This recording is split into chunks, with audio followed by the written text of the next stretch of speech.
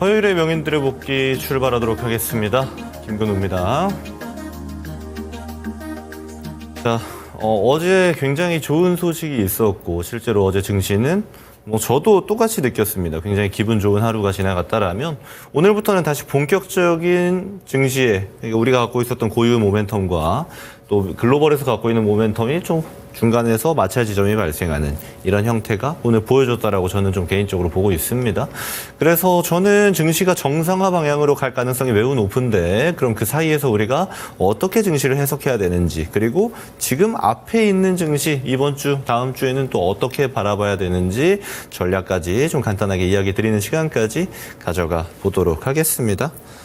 자, 오늘은 제가 손으로 글씨를 써봐야 될 것 같아요. 자, 중요한 거는 전일자 미증시도 제가 방금 말씀드렸던 것처럼 좀 난해한 형태를 띠고 있습니다. 자, 보면요. 전반적으로 다 쉬었어요. 그렇죠? 그 중에서도 이제 눈에 띄는 게 에너지라든지 중간에 유틸리티가 오르고 내리는 종목들이 번갈아면서 있다는 정도 우리가 판단할 수 있겠고 전반적으로 최근에 실적 기대감을 많이 가지고 있었던 그리고 실적이 좋게 나왔던 또는 시장 부합 정도 나왔던 빅테크들도 전반적으로 쉬는 모습을 보여주면서 눈치 보기 장세가 끝났단 말이죠. 그러면 지금 우리 증시는 또 어땠는지 같이 한번 또 살펴보도록 하겠습니다. 자, 그 전에 왜 그러면 글로벌이 지금 이렇게 눈치 보기를 할 수밖에 없는가? 우리가 잘 알고 있는 이슈에 대해서 오늘 한 번 더 좀 짚어야 될 것 같아요. 일단 이번 주 금요일에는 얘가 있죠. FOMC입니다.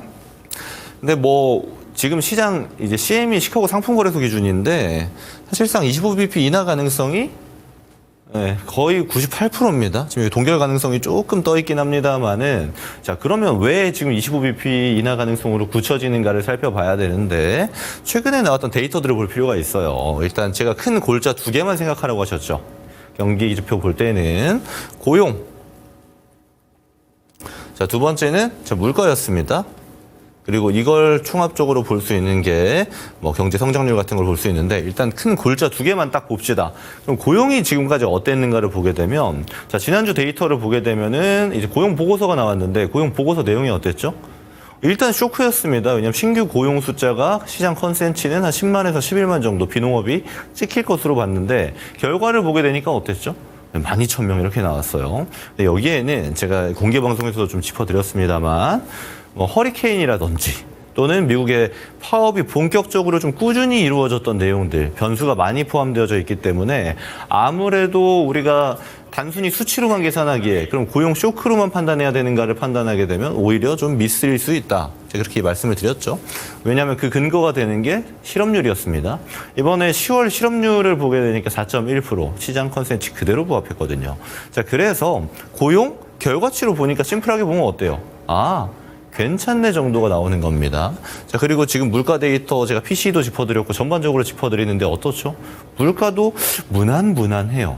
근데 생각보다 강한 형태를 계속 띠고 있는 겁니다. 그렇다 보니까 일단 금리 인하기에 접어든 FOMC의 기준으로 보자라면은 지금 당장 여기서 B컷으로 간다라든지 또는 지금 금리를 유지하는 형태로 가는 것도 좀 애매한 이런 형태가 나오고 있어요. 그래서 시장은 그래 순리대로 한 25bp 정도 인하겠구나라고 예측을 하고 있는데 사실 여기엔 변수가 하나 더 들어가야 돼요. 왜냐하면 지금 여기서 나오는 예측치는 미국 대선 전에 나오는 예측치입니다. 그렇다 보니까 지금 이미 투표 시작했죠. 그래서 내일까지 해서 미국 전역에서 대선 투표가 진행이 될 텐데 대선의 결과가 나오고 나서 FOMC가 진행이 된단 말이에요. 그렇다면 여기서도 변수가 좀 나올 수 있기 때문에 이렇게 봐야 됩니다. 이거는 내가 무조건 금리를 맞춰야지는 다소 의미가 없을 수도 있어요. 지금 시장은 이런 형태로 보고 있구나. 보니까 경기 데이터 보니까 전반적으로 무난하구나 정도로 볼 수 있는 겁니다. 자, 그럼 이 상태에서 당연하겠지만 이제 본 게임 봐야 됩니다. 이거예요. 사실 오늘 우리 증시도 포함인데 이거 말고는 미 대선 말고는 딱히 볼 게 없을 정도입니다. 자, 왜냐하면 제가 설명을 드리기 전에 미 대선 지금 투표 진행하고 있는데 미국에 이제 배팅 사이트가 있어요. 자, 참 재미있는 국가입니다. 대통령이 누가 될까를 가지고 이제 폴리마켓이 대표적인 업체인데 배팅을 하는 거예요. 근데 지금까지 나온 지표로는 한 6대4 정도, 트럼프 6, 해리스 4 정도를 점치고 있습니다. 그래서 이 배팅 사이트 기준으로 본다라면은 트럼프가 지금 조금 유리하게 모든 사람들이 생각하고 있구나 정도로 볼 수 있는데 사실 그조차도 저는 열어봐야 된다고 말씀드립니다. 여러분 제가 이 자리에서 지난 7월이었어요. 어떤 이야기 드렸었냐면 그때 한창 떠오르던 키워드가 트럼프 트레이드였습니다. 트럼프 트레이드가 막 들끓고 있고 이 당시 바이든 대통령은 후보 사퇴 한 해 만에 막 이런 이야기가 나올 때였는데 여러분 잘 기억해 보세요. 제가 그때 이 자리 명인들의 복귀에서 뭐라고 말씀드렸냐면 여러분 어차피 대선 코앞으로 가잖아요. 결국 5대5 소리 나올 겁니다. 그래서 지금 트럼프 트레이드 관련해서 그 당시 올라갔던 게 막 우크라 재건주라든지 또는 트럼프가 비트코인 관련해서 좋은 호재성 발언들을 많이 하다 보니까 비트코인 관련주라든지 이런 종목들이 막 변동성이 엄청 상방으로 움직였단 말이에요. 자, 근데 그 와중에 제가 말씀드렸던 내용 잘 상기해 보시면 어때요?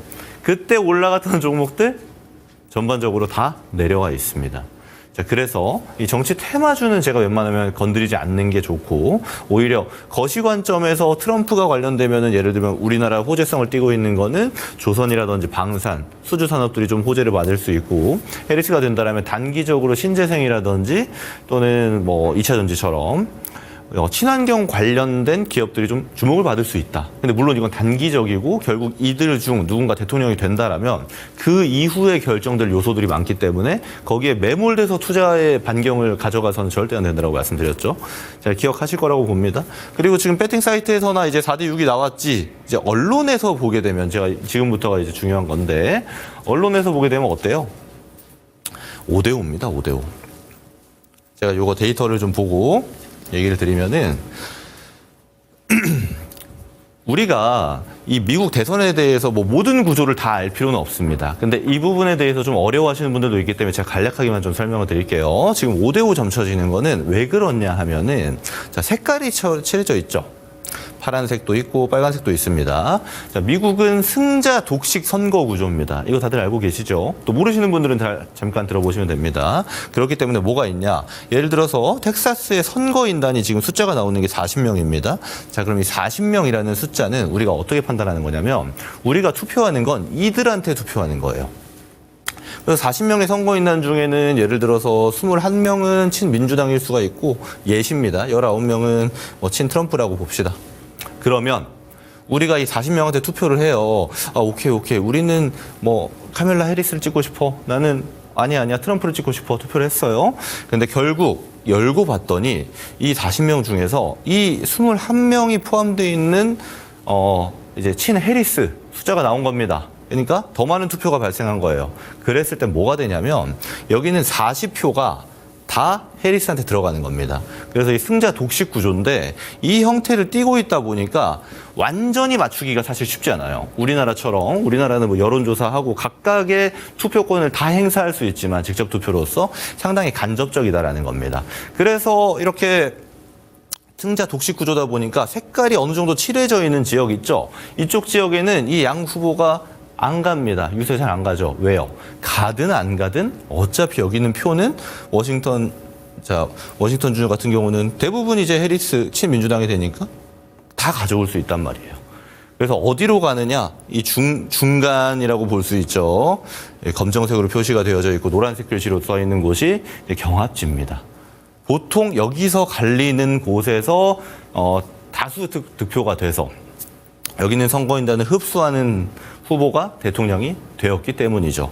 그래서 지금 우리가 뉴스를 찾아보더라도 맨날 양 후보가 어디가 있죠? 여기 뭐 펜실베니아가 있거나 미시간 가거나 애리조나 보통 이 동부 쪽에 많이 있죠. 동부에 많이 있기 때문에 이런 경합지가 지금 이런 승자 독식 구조 안에서 양 후보가 투표를 하고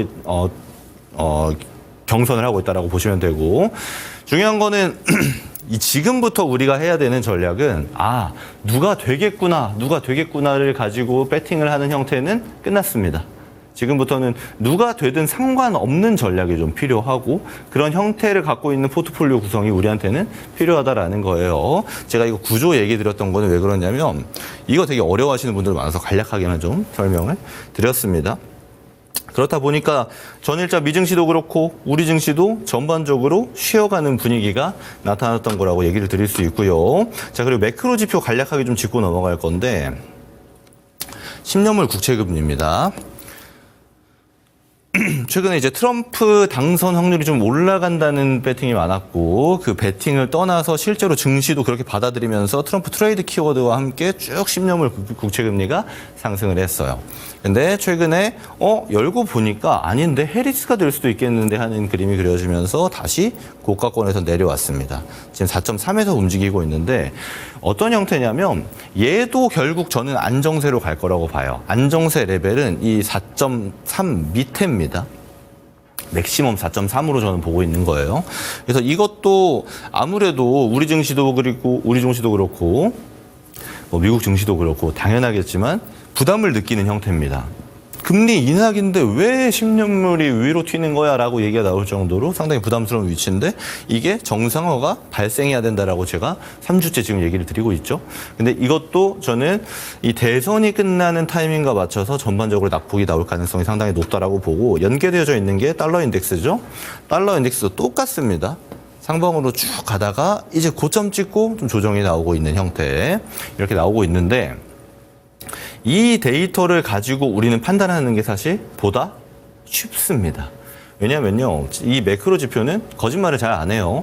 결국에는 이 얘네가 안정화로 가야 증시 안정화도 가는 거 뻔하거든요. 채권 수익률이 높으면 다 채권사지 뭐로 주식 사겠어요. 이런 형태입니다. 그래서 메이저 자금이 어디로 유도가 되는가가 중요한 건데 지금 단계에서는 아무래도 증시가 부담을 느끼고 있다. 그렇다 보니까 어떻게 돼요? 증시가 쉬어가는 구간이 쭉 나오는 거고 그럼 이 타이밍에 이걸 우리가 놓고 우리 증시를 좀 판단을 하도록 하겠습니다.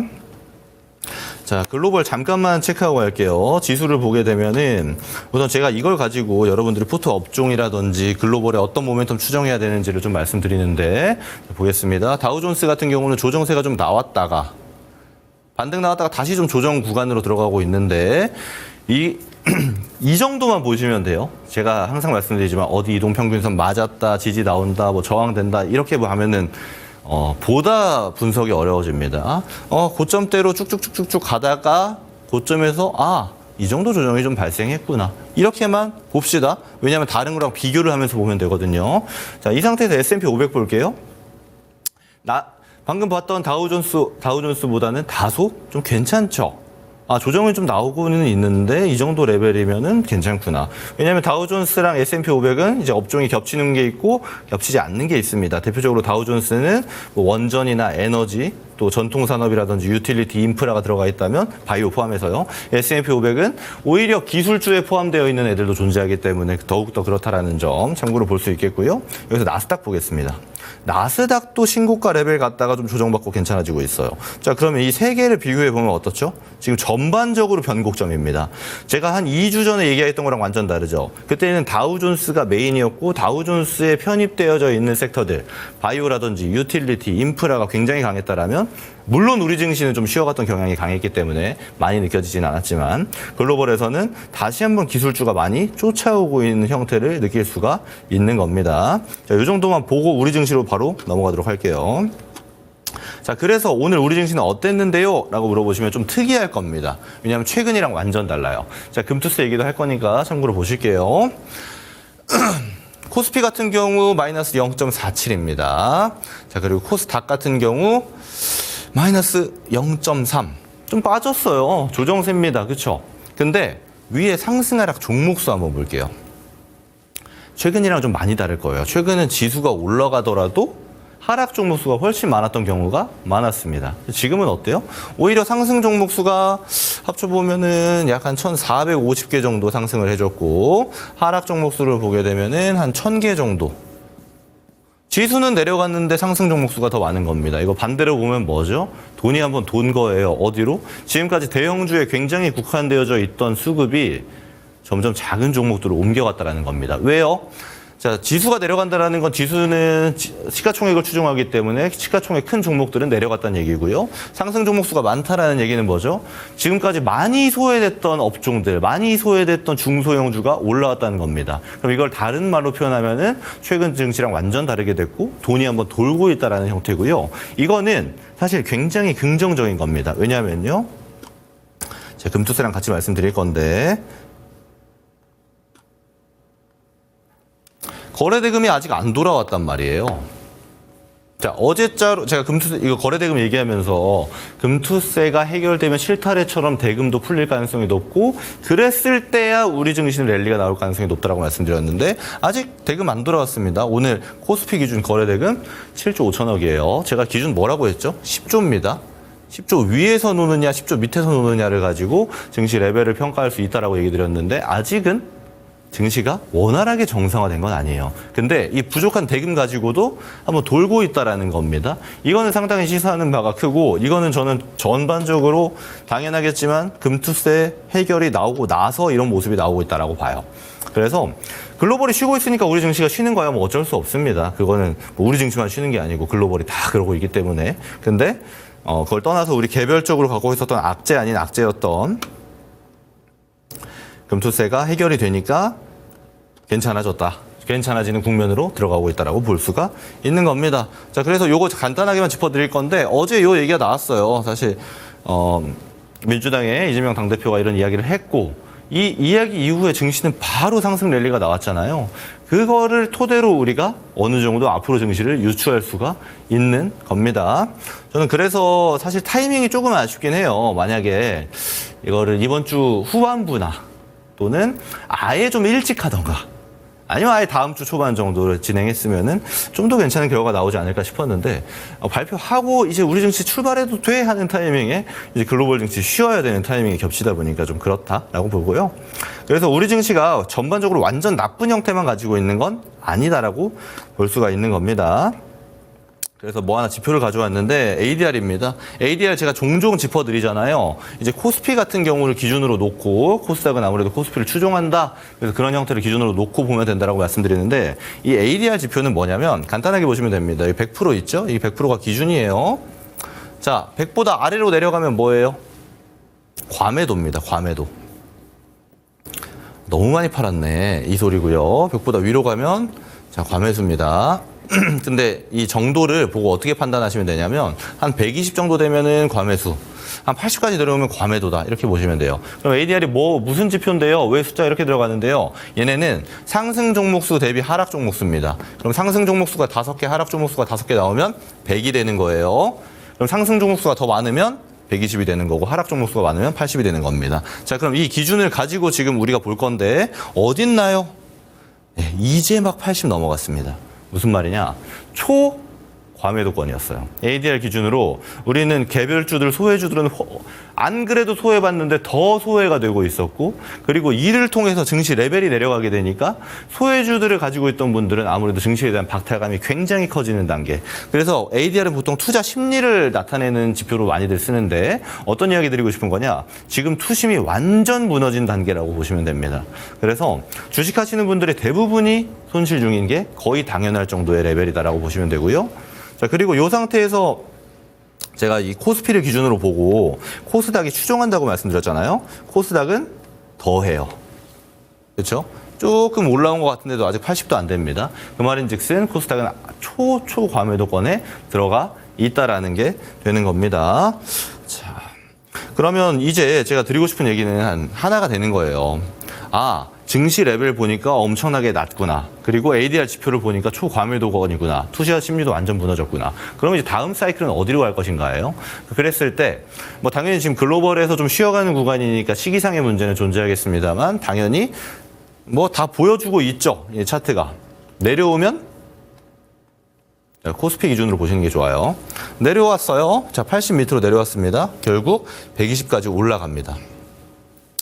80까지 왔어요. 아, 가나? 안 가네? 결국 갑니다. 방향이 정해진다는 소리죠. 80 밑으로. 사실 6월부터 이 거의 한 8월이 될 때까지는 진짜 밑으로 많이 끼었어요. 근데 결국 갑니다. 자, 그러면 지금 우리는 어떤 식으로 포트 전략을 가져가야 하느냐가 굉장히 중요한 순간이 된 겁니다. 그래서 포트 전략도 제가 천천히 말씀드릴 테니까 잘 한번 살펴보세요. 자, 그래서 지금 여러 가지 지표들이 우리 증시가 바닥을 치고 올라갈 가능성에 대해서 점치고 있는 상태가 된 겁니다. 풀려나가는 것도 그렇고요. 지금 오늘의 수급이 소외주로 들어갔던 형태도 그렇고요. 근데 여기서 이슈 몇 개만 좀 짚고 갈게요. 우리가 타겟해야 되는 애들 추가로 볼 애가 있는데 얘네입니다. 어제 나온 뉴스인데 이거 다들 보셨을 거예요. 중국에서 이제 비자 면제하는 국가들을 발표했는데 전반적으로 이제 북유럽이라든지 또는 유럽의 중립 형태를 띠고 있는 국가들이 많았는데 우리를 추가해 줬습니다. 그래서 우리나라에 들어올 때 비자 면제예요.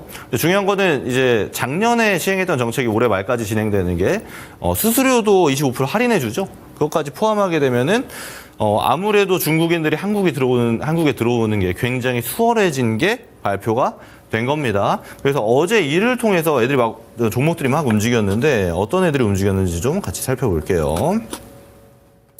자, 중국인들 들어온다고 하니까 먼저 반응하는 애들 뻔하죠. 당연히 여행주들, 노랑풍선이나 오늘도 막 급등했다가 내려오고 얘네들은 좀 시총이 작다 보니까요. 참좋은 여행 같은 종목들. 여기에 추가로 좀 큰 애들, 나름 여행 섹터에서 규모가 들어가는 애들, 모두투어나 하나투어 이런 종목들이 변동성이 좀 발생하는데 이쪽 이슈는 저는 한 방짜리는 아니라고 봅니다. 다만 지금 변동성이 좀 세게 나오는 구간이다 보니까 여러분들이 타점만 잘 잡게 되면은 괜찮을 것 같아요. 그래서 얘네들은 고점에 따라가기 하지 마시고 좀 조정폭이 지금 나오고 있는데 조정대에서 한번 공략해 본다라면 한 번 정도의 파동을 좀 줄만한 종목들로 저는 개인적으로 판단하고 있어서 이 여행주들 지켜봐야 될 것 같고요. 여기서 우리 봐야 되는 게 그럼 여행주들이 어제 튀었는데 관련해서 다른 종목들은 잘 안 움직였단 말이에요. 근데 걔네들이 움직일 만한 얘기가 같이 나오고 있는 게 이쪽입니다.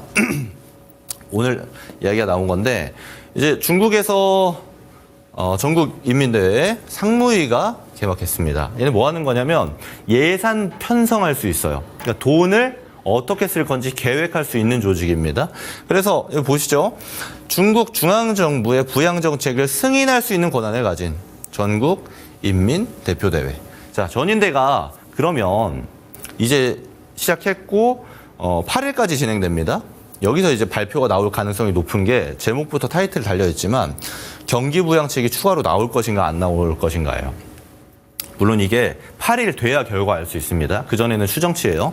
근데 저는 가능성이 상당히 높다라고 봅니다. 왜냐하면 우리가 같이 봐야 되는 데이터가 있는데 중국 입장에서는 굉장히 예민한 데이터가 있어요. 바로 경제 성장률입니다. 좌측이 이제 분기고 이게 분기입니다. 오른쪽이 이제 연간인데 연간 기준으로 보게 되면 지금 4.8 기준으로 돼 있죠. 근데 이거 분기 기준으로 보면 지금 4.6까지 내려왔어요. 참고로 중국은 항상 경제 정책을 어떻게 폈냐면 경제 성장률 5%를 기준으로 봤습니다. 매번 그랬어요. 2000년대 초반에도 2010년대에도 5%를 기준으로 우리가 어느 정도 범주에 있느냐. 이 항상 위에 있고 싶어 한단 말이에요.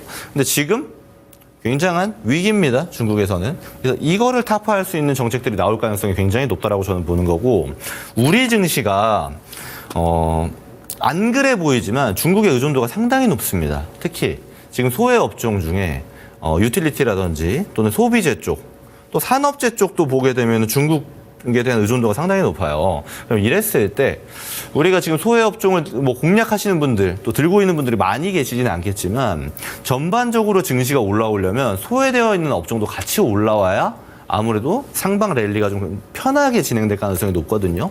좀 그랬을 때 이 중국에서 발표할 8일까지 진행되는 이 전인대에서 발표할 자료도 우리가 참고할 필요가 있다는 거고 그럼 이랬을 때 만약에 중국에서 경기부양책을 내놓는다는 가정 그런 시나리오라면 우리가 타겟해야 되는 거는 제가 말씀드렸던 이 여행주를 포함해서 화장품도 당연히 들어가야겠죠. 최근에 많이 좀 힘들어했던 종목들 아모레퍼시픽이라든지 다 중국향입니다. LG생활건강 슬슬 반응도가 올라올 거예요. 이쪽은 바닥권에서 천천히 양봉 그려주고 있는 모습에 FNF 같이 패션 관련 기업 천천히 올라오고 있는 거 다들 느끼고 계실 겁니다. 그래서 이쪽은 우리가 가격 부담감이 많이 없어요. 왜냐하면 다 바닥입니다. 아무래도 중국향 뛰고 있으면 최근까지 시장에서는 주목받을 흔히 말해 건덕지가 없었어요. 근데 경기부양책을 1차로 냈고 추가냈고 지금 대폭으로 추가까지 한 번 더 해준다라면은 저는 중국 관련 종목들 싼데 그리고 앞으로 퍼포먼스도 좀 기대할 수 있겠는데 정도 이야기를 드릴 수가 있겠습니다. 참고로 보시면 좋을 것 같고요. 자, 근데 여기 제가 요 얘기를 이제 중심으로 드리는 건 아니고 이쪽 종목들도 일부 포트를 들어갈 수 있습니다만 일단 증시에 대해서 얘기를 좀 드려야 될 것 같은데 자, 먼저 업종을 기준으로 좀 볼게요. 자, 코스피가 있고 자, 코스닥이 있습니다. 자, 그럼 이랬을 때 이 양쪽에서 제가 기준으로 말씀드렸던 게 뭐가 있었냐면 금투세였어요. 자, 전고대 정도로 한번 보겠습니다. 전고대 정도. 둘 다 굉장히 많이 내려와 있습니다. 그러니까 증시의 지수 레벨 자체가 굉장히 낮아요. 그래서 둘 다 랠리가 어느 정도 나와서 채워줘야 되는 형태가 있습니다. 자, 그럼 왜 기준을 이 전고대로 보았는가를 보면 자, 일본은 어떻게 돼 있죠? 대만 어떻게 돼 있죠? 나스닥은요? 자, 여기서 조정 나온 거 다 비슷해요. 근데 그 이후의 흐름이 우리 증시는 금투세라는 어떤 키워드를 통해서 돈이 쫙 빠져나가는 형태를 보여줬단 말이에요. 그럼 그거에 대한 회복이 1차적으로 발생해야 되고 그제서야 우리가 랠리를 가늠하는 이야기 드릴 수 있단 말이에요.